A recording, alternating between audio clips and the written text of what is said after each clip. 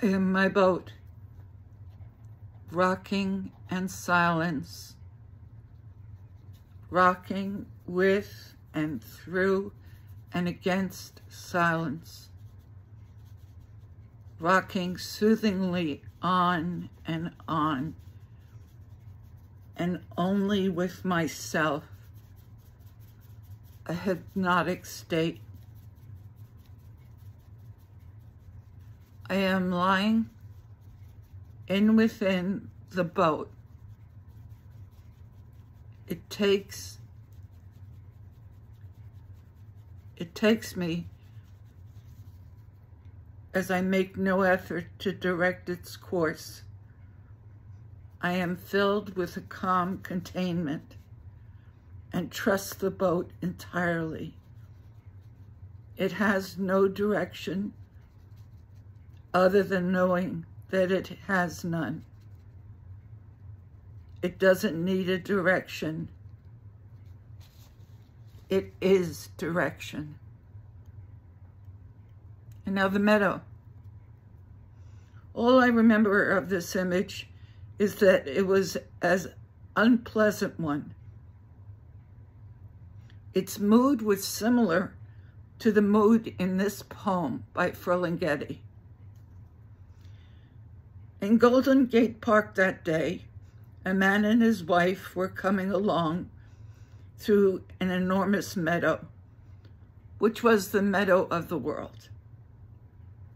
He was wearing green suspenders and carrying an old beat-up flute in one hand, while his wife had a bunch of grapes, which she kept handing out individually to various squirrels, as if each were a little joke.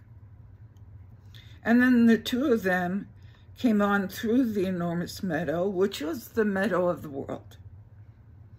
And then, at a very still spot where the trees dreamed and seemed to have been waiting through all time for them, they sat down together on the grass without looking at each other, and they ate oranges without looking at each other,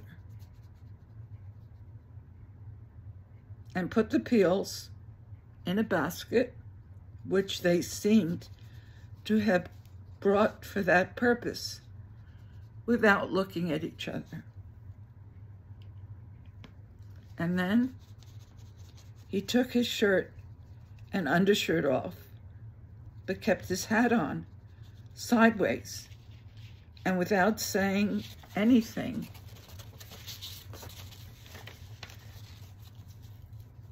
fell asleep under it.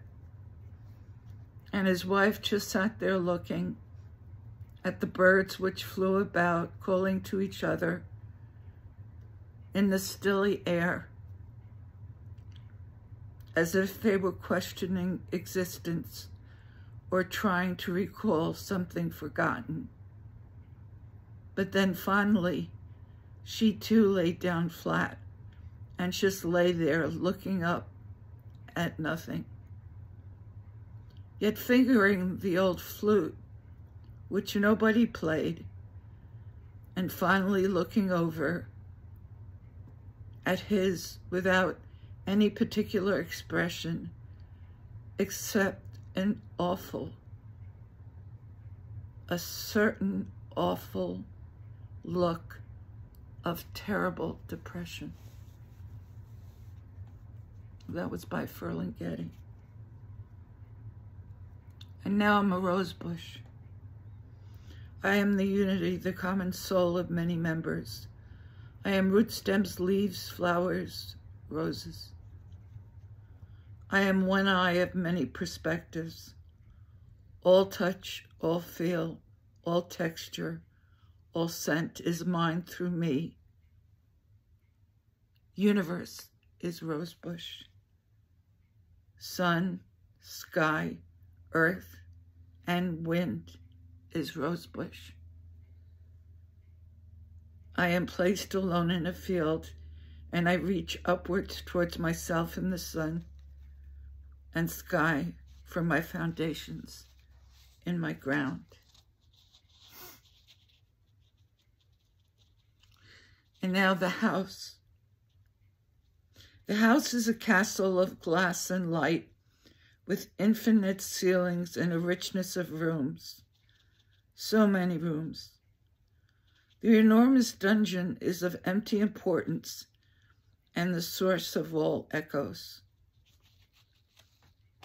Can't find myself in this castle. How do I know it? I choose to go back to the beach by flying. It's the only choice that presents itself to me, though I know there are other possibilities. I fly with a power and a freedom that takes my breath away. This lost breath becomes the flight. It is my source. Soaring over the vastness of the sea's vastness is my own unlimited flight. And okay, now I finally land. When I land, the vastness of the sea, which was under me as I flew, transforms into the vastness of the beach under me as I walk.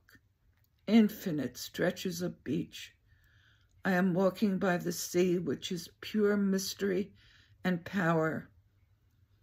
I feel in touch, in contact with the sound through all parts of my body, through my hands, on my face, with my legs, under my feet. The music of the sea's rhythms, the call of the sea. I enter it. I am Fishman. I see a cave and enter. I go further and further into, among its depth, down and even under the sea. I find there my dead self, lying on a slab of polished stone or marble.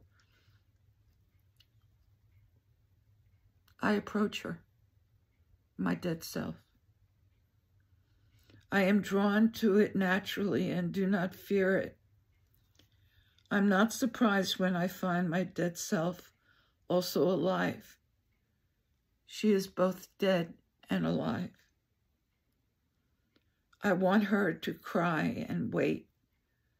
I expect her to be in pain and want her to be in pain. It's what I expect. She smiles. She knows what I want and yet smiles. Then I ask her to cry. She will not, and continues to smile a knowing smile. I wonder. She draws me closer and further. She moves me and I question.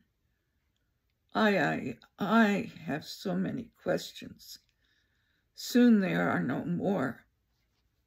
I find my answers by reaching this point. I am finally with her. We leave the cave as one. The closer we come to the surface, the more we split apart. She peels away from me and falls back unto and into the sea.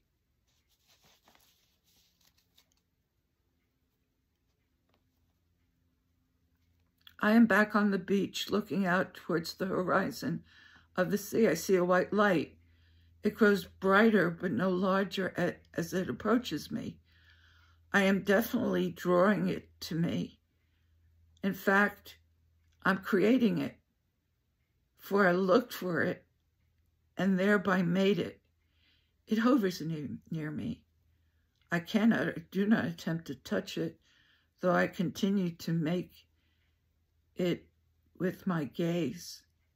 I respect it. It speaks a language of pulsating beats, the fluctuations and the beating of light waves in tune and one with the waves of the sea, its present background. They speak of the same mystery. Though I am walking up the mountain on a path, I cannot find the mountain or the path. I can't place it or see it. My walking up it is simply my effort to find it. When directed to turn on the path of the wise man, I still can't find the path. I walk by trying to find that on which I can walk and find the way. When I am with the wise man, we sit together, frozen like two statues. I tried to get him to move and to speak to me in vain. My efforts are like the effort I made in trying to find the path. They are in vain. Before I realize what has happened, he has given me the present. It is a glass ball of almost no weight and space. When I take hold of it in my hands, it fills them. My hands totally encompass the ball. My hands become a world totally filled. That which fills my hands is the ball. But after a while, the ball is not differentiated from my hands. Then my hands are all. I am my hands. I am what holds and what is filled. I've reached a state of supreme peace and serenity, a primal security and completeness. I no longer try, no longer search. I am the wise man. And now my final image. The professor was playing music with this. I am both mother and child.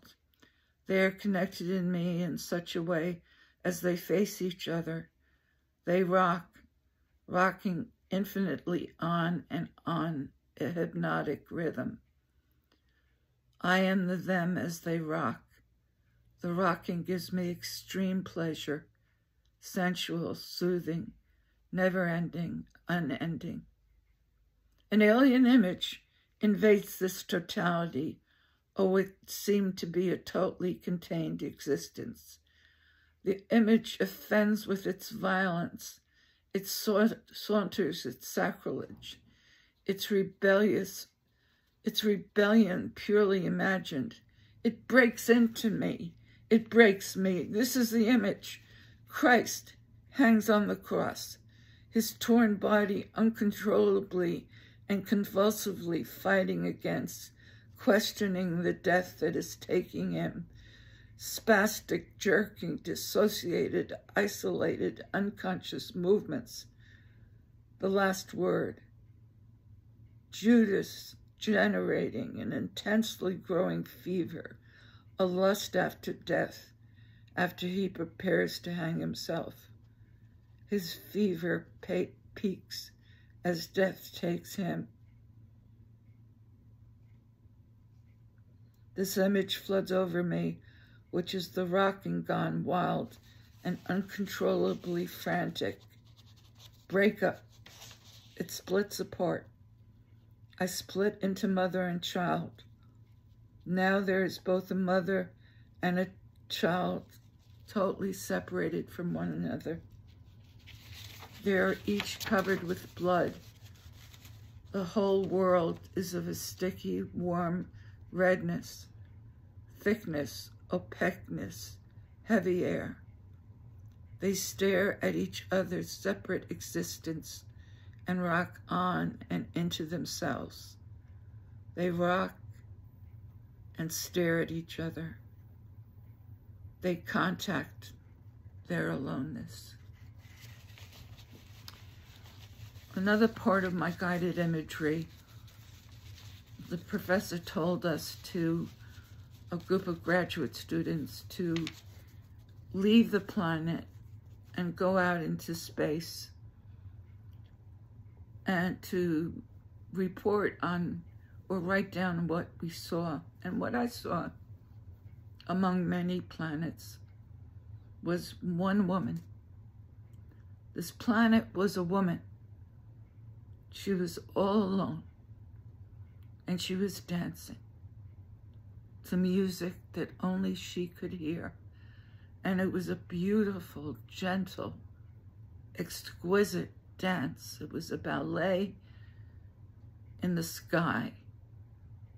This woman's ballet was a planet.